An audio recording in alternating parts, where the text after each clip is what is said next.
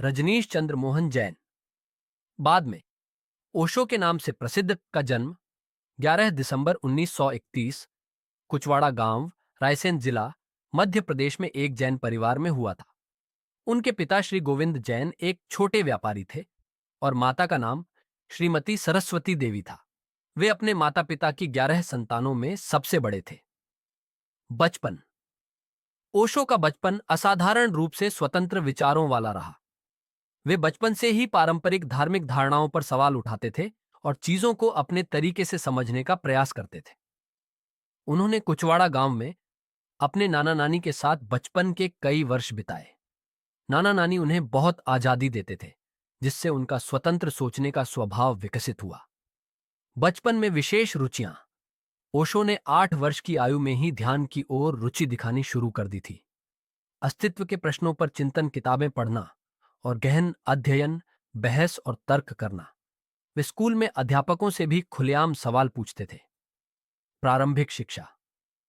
ओशो ने रायसेन और गाडरवारा में अपनी प्रारंभिक शिक्षा प्राप्त की। वे शुरू से ही मेधावी थे, लेकिन पारंपरिक शिक्षा प्रणाली से वे कभी संतुष्ट नहीं हुए।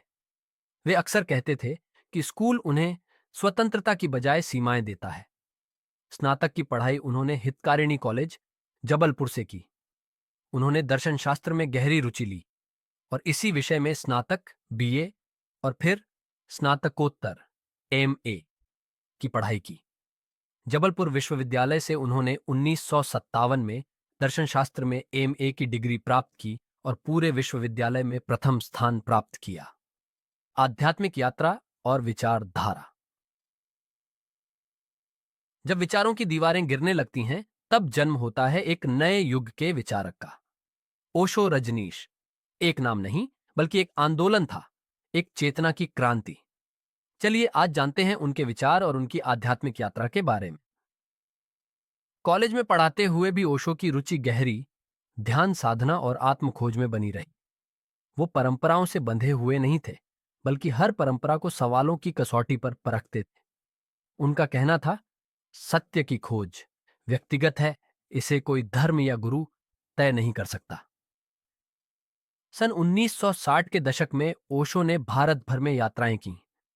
उन्होंने हजारों लोगों को व्याख्यानों के माध्यम से ध्यान, प्रेम और चेतना की ओर आकर्षित किया।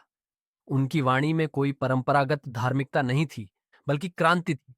वो कहते थे, मैं किसी धर्म का विरोधी नहीं हूं, मैं अंधविश्वास का विरोधी हूं। ओशो ने अपने आश्रम की स्थापना पुणे में की, जहां लोग भारत और विदेशों से ध्यान सीखने आने लगे। उनकी सबसे प्रमुख देन थी डायनेमिक मेडिटेशन, यानी सक्रिय ध्यान। एक ऐसा ध्यान जिसमें शरीर, मन और आत्मा की पूरी सफाई होती है। चीखो, रो, हंसो, लेकिन अंत में चुपचाप बैठ जाओ। यहीं से शुरू हुआ उनका नया ध्यान आंदोलन।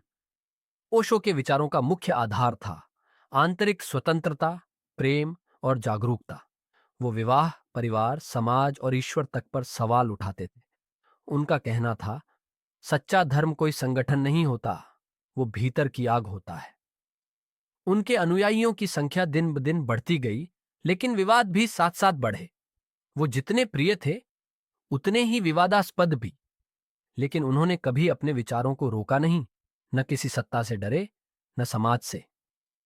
ओशो ने अमेरिका में भी आश्रम स्थापित किया, लेकिन वहां विवादों के चलते उन्हें भारत लौटना पड़ा।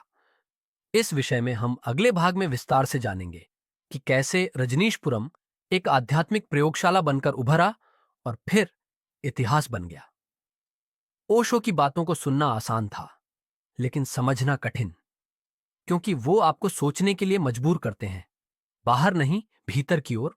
अमेरिका प्रवास और विवाद। एक संत जो केवल भारत में ही नहीं, बल्कि अमेरिका की धरती पर भी क्रांति लाना चाहता था। ओशो का अमेरिका प्रवास इतिहास की सबसे विवादास्पद और रहस्यमय यात्राओं में से एक। चलिए आज जानते हैं, क्या था रजनीशपुरम और क्यों बना वो इतना विवादित। सन 1981 ओशो अपने स्वास्थ्य कारणों से अमेरिका पहुंचे। वहां उनके प्रमुख अनुयायियों ने ओरेगन में एक विशाल जमीन खरीदी, करीब 64,000 एकड़ में फैला हुआ एक बंजर इलाका। यहीं बसाई गई एक नई दुनिया, रजनीशपुरम। रजनीशपुरम सिर्फ एक आश्रम नहीं था, वो एक स्वायत्त नगर था। एक आधुनिक आध्यात्मिक शहर जिसमें स्कूल, सड़कें, घर, फार्म और एयरपोर्ट तक था। हजारों अनुयायी वहां रहने लगे, दिन रात ध्यान, सेवा और उत्सव में लगे रहते थे। ओशो ने मौन साध लिया था। सारा प्रबंधन उनकी प्रमुख शिष्या मां आनंद शीला के हाथ में था। शीला ने पूरी व्यवस्था को संभाला, लेकिन साथ ही कई गंभीर विवादों की जड़ भी बनी। धीरे धीरे आश्रम पर अमेरिका सरकार और मीडिया की नजरें गड़ने लगीं। राजनीति, हथियार, जहर, माइक्रोफोन की जासूसी।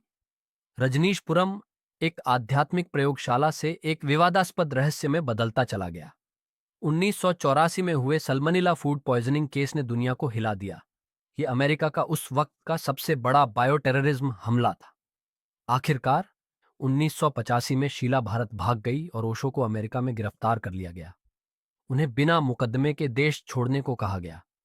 ओशो ने अमेरिका छोड़ा, लेकिन जाते जाते कहा, मैंने प्रेम और ध्यान का नगर बसाया था, लेकिन यह दुनिया उससे डर गई।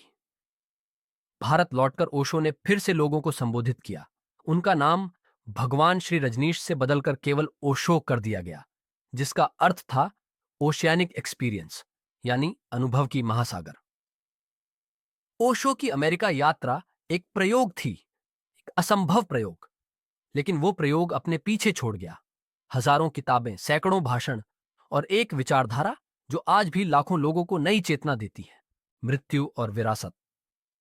एक व्यक्ति जो विचारों से क्रांति लाना चाहता था, जिसने धर्म को तर्क से जोड़ने की कोशिश की, वो अब दुनिया से जा रहा था, लेकिन उसका प्रभाव अमर हो गया। चलिए जानते हैं ओशो की अंतिम यात्रा और उनकी अमर विरासत। 1986 में अमेरिका से निर्वासित होकर ओशो भारत लौटे और पुणे आश्रम में पुनः सक्रिय हो गए। उन्होंने फिर से प्रवचन देना शुरू किया, इस बार और भी गहरे और भी बिंदास अंदाज में। उन्होंने अब खुद को ओशो कहलाना शुरू किया, जिसका अर्थ था जिसने सब छोड़ दिया और अनुभव के महासागर में समा गया।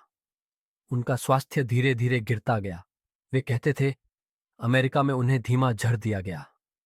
उन लोगों ने मेरे शरीर को नुकसान पहुंचाया, लेकिन मेरी आत्मा को नहीं छू सके। 19 जनवरी 1990 ओशो ने अपनी अंतिम सांस ली। उनका शरीर पंचतत्व में विलीन हुआ, लेकिन विचार आज भी अनगिनत दिलों में जीवित है। उनकी समाधि पर लिखा है, never born, never died, only visited this planet earth between 1931-1990। न जन्म न मृत्यु, केवल इस धरती पर एक यात्रा। आज ओशो की पुस्तकें 60 से अधिक भाषाओं में अनुदित हो चुकी हैं। उनके विचारों पर बने यूट्यूब चैनल, वेबसाइट्स, ध्यान ऐप्स, सभी उन्हें एक नई पीढ़ी से जोड़ते हैं। भारत, अमेरिका, रूस, जर्मनी से लेकर जापान तक ओशो के अनुयायियों की संख्या लाखों में है। ओशो ने सिखाया, प्रेम, ध्यान और हास्य यही जीवन का सार है। वे न किसी धर्म के थे, न किसी सीमित विचारधारा के। वे थे एक चेतना के दूत। ओशो चले गए, लेकिन जो उन्होंने कहा वो आज भी गूंज रहा है, शब्दों में, मौन में, विचारों में और आत्मा की गहराई में। आपको अगर ओशो की यह अनोखी जीवन यात्रा पसंद आई हो तो वीडियो को लाइक और शेयर जरूर करें और जुड़ें इंस्पिरेशनल चैनल से, जहां हर जीवन एक प्रेरणा है।